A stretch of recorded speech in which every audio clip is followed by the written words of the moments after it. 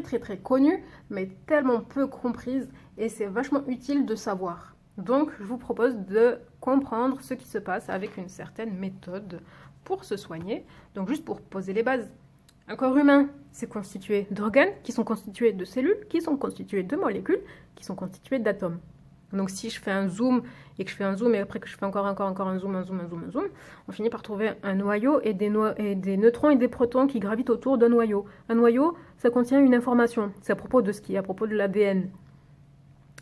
Et les neutrons et les protons qui gravitent autour, donc vraiment qui tournent, hein, vraiment comme voilà quoi, avec de l'énergie.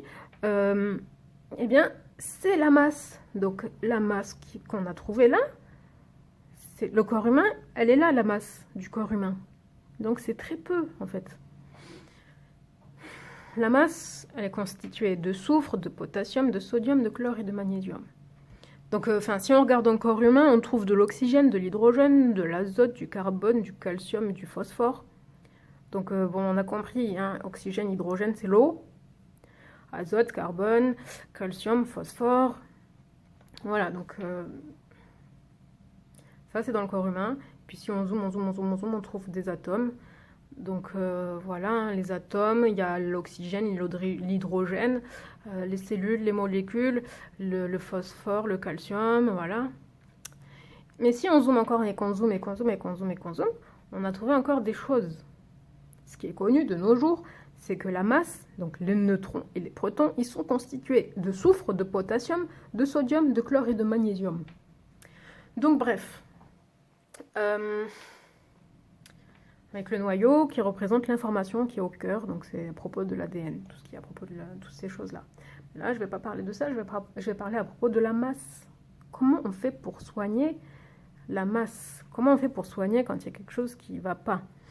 Par exemple, je me suis cognée ou je suis malade, il y a quelque chose, on va mettre un anti-inflammatoire. On va prendre un petit médicament, un anti-inflammatoire, qui va faire quelque chose, et puis là, après, tout à coup, il n'y aura plus rien, comme s'il n'y avait plus rien. Sauf que le médicament anti-inflammatoire, qu'on connaît comme l'ibuprofène, ou je ne sais pas ce qu'il y a d'autre encore comme anti-inflammatoire connu, ça va bloquer la prostaglandine. Ça va bloquer et ça va faire comme s'il n'y avait plus rien. Sauf que ce qui a provoqué, eh ben, il est encore là. Le déséquilibre est encore présent. C'est juste qu'on l'a bloqué, on ne le sent plus. On bloque la prostaglandine qui veut faire guérir, en fait. La prostaglandine, c'est par exemple, ça va réguler l'hémostase. Par exemple, quand on saigne, on va faire quelque chose, il va se passer quelque chose pour que ça arrête de saigner. Et le corps humain, il peut le faire tout seul. Mais le fait de prendre un anti-inflammatoire, bah, ça va empêcher un petit peu hein, l'hémostase, par exemple. Juste une petite parenthèse, la prostaglandine, c'est des phospholipides. Ça provient des phospholipides, c'est-à-dire de la graisse et du gras de la vie courante. Donc bref, revenons à notre corps humain qu'on veut soigner. Par exemple... je suis tombée malade, j'ai attrapé froid. Normalement, ce qu'il faut, c'est qu'on va donner quelque chose pour donner du chaud, pour réguler, pour que le corps puisse se réparer. Voilà, j'ai attrapé froid, il pleuvait, je suis sortie, mon corps il s'est refroidi, il y avait trop d'humidité. Et voilà que mes défenses sont... Enfin, du coup, ça a laissé la porte ouverte à tous les microbes qui m'ont rendu malade. Donc maintenant, il faut les expulser avec du chaud. Donc le corps humain, il peut faire lui-même, il peut fabriquer de la fièvre. Là, il va se soigner. Mais on est dans une société où même avoir de la fièvre, c'est devenu compliqué pour le corps humain, tellement il est épuisé. Bon, bref. Avoir de la fièvre, c'est bon signe. C'est un signe de vitalité. Donc, si je suis vraiment malade et qu'il y a vraiment quelque chose qui ne va pas, et qu'on a besoin d'apporter quelque chose par l'extérieur, eh bien, on va lui donner l'opposé. On pourrait le laisser faire pour qu'il se régule lui-même. Même dans la nature, les animaux, quand ils sont malades ou même quand ils sont blessés, ils jeûnent. Ils jeûnent jusqu'à récupérer leur force et après ils repartent. Ils se relèvent et voilà, ils continuent à vivre. Mais bon, bref, là, c'est dans le cas où la personne ne peut pas jeûner ou n'arrive pas à jeûner ou n'a même pas de fièvre, n'a pas eu de... Mais voilà, il y a une infection ou voilà. Par exemple, j'ai pris un coup de froid, je suis tombée malade, je tousse ou je sais pas, bref. Bon, on va lui apporter l'opposé. C'est-à-dire, on va prendre une plante ou un aliment dont les humeurs sont opposées à ce qui a provoqué la maladie. Les humeurs, c'est, je sais pas comment dire, c'est chaud, froid, sec, humide, de tout ce qui est vivant. Le vivant, il peut être chaud, sec, froid, humide. Par exemple, là, je suis tombée malade parce que je suis sortie dehors, il faisait froid, il pleuvait, et j'ai attrapé un coup de froid, donc les microbes ont pu passer. Des microbes ont pu passer. Donc, je vais choisir une plante dont les humeurs sont chaudes et sèches. Je vais les prendre. Les humeurs vont réguler. On va devenir plus solide et les microbes vont pouvoir partir. Ils vont partir d'eux-mêmes parce que sinon, ils meurent. Les microbes qui nous ont rendus malades, qui nous ont fait un déséquilibre. Donc, on va rééquilibrer comme ça. Donc, voilà, c'est ça les médicaments, tout simplement.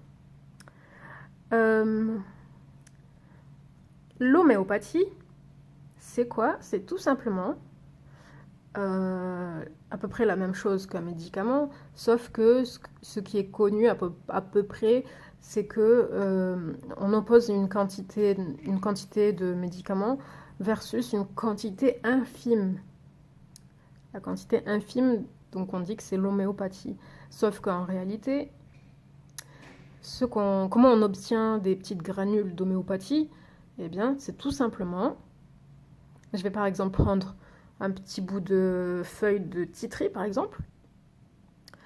Je vais la mettre dans l'eau. On va extraire tout ce qui est à propos du titri. Ça va être bien dilué dans un verre d'eau. Ensuite, je vais prendre une goutte de ce verre d'eau que je vais mettre dans un nouveau verre d'eau neutre. Donc, mon verre d'eau neutre qui a reçu une goutte de mon verre d'eau de titri, par exemple, de mon verre de titri dilué, je vais encore le diluer, que je vais encore diluer dans un nouveau verre d'eau neutre, que je vais de nouveau diluer, que je vais encore diluer. Donc les quantités deviennent de plus en plus infimes. On peut même presque pas les trouver si on les cherche avec un microscope. Je ne sais pas si on peut en trouver, mais peut-être que oui, je ne sais pas. On va encore diluer. Mais en fait, en réalité, plus je dilue, plus c'est dilué, plus l'information va augmenter. Je crois que j'ai un petit peu oublié un truc. Ouais, il faut que je la refasse, la vidéo. Bon, bref, on va peut-être pas la refaire.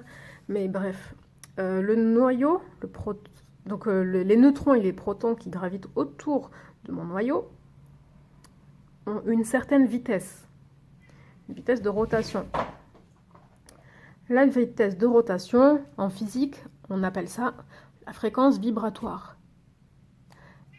Et en réalité, lorsque je récupère mes gouttes que j'ai diluées, que j'ai rediluées, de plus en plus diluées, eh bien, ce que je récupère comme information dans mon verre d'eau, c'est la fréquence vibratoire.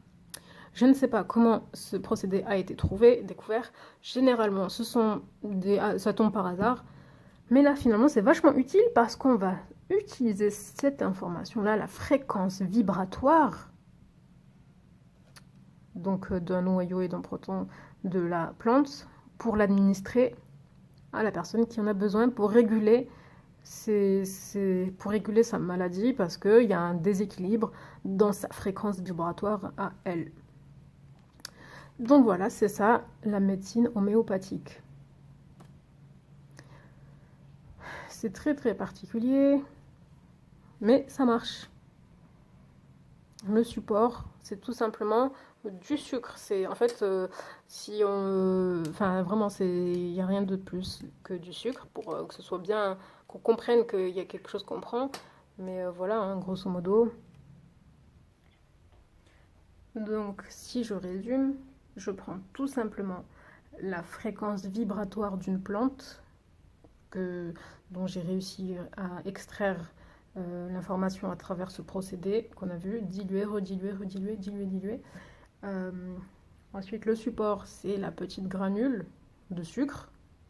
Donc la petite granule de sucre est imbibée de cette eau qui est chargée de l'information de la vitesse de rotation de la plante qu'on va utiliser pour se soigner.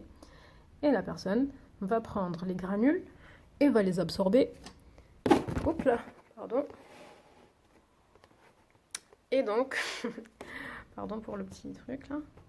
Et donc, eh ben, elle sera avec ces petites granules qui seront absorbées.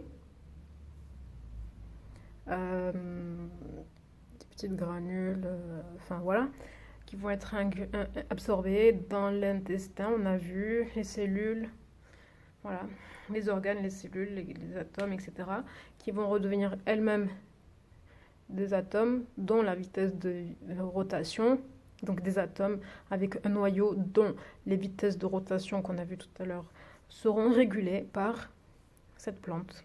Voilà. Donc si je redessine tout ce que constitue un corps humain, à la fin on a notre noyau, nos atomes et nos protons. Donc c'est juste un raccourci du coup en fait.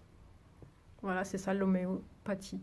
La cellulose, pardon, c'est juste le constituant principal d'une plante. Mais bref, on prend le tout quand on prend une plante. Enfin non, ça dépend, je sais pas. Bref, voilà, je sais pas si c'est assez clair. Vitesse de rotation, voilà, tout simplement. Qu'est-ce que je pourrais rajouter? Qu'est-ce que je pourrais ajouter pour bien être clair? L'homéopathie, on a vu, on l'a obtenue comment? C'est de l'eau dans laquelle il y a l'information de la vitesse de rotation, donc qui est la fréquence vibratoire de la plante qu'on va utiliser pour lutter contre ce qui a causé le désagrément. Ensuite, cette eau, on va la mettre sur une petite granule de sucre. On va en prendre un certain nombre. On va en administrer un certain nombre à une certaine fréquence dans le temps. Par exemple, 3 granules le matin, 3 midi, 3 le soir. Bon bref, ça sera en fonction du niveau à soigner. Ensuite, la personne va absorber et ça va agir sur l'ensemble de son organisme. Donc son organisme qui est constitué de tout ce qu'on a vu tout à l'heure, au final qui est constitué d'un noyau avec des protons et des neutrons, et qui seront du coup régulés par ce qu'on a apporté. Voilà.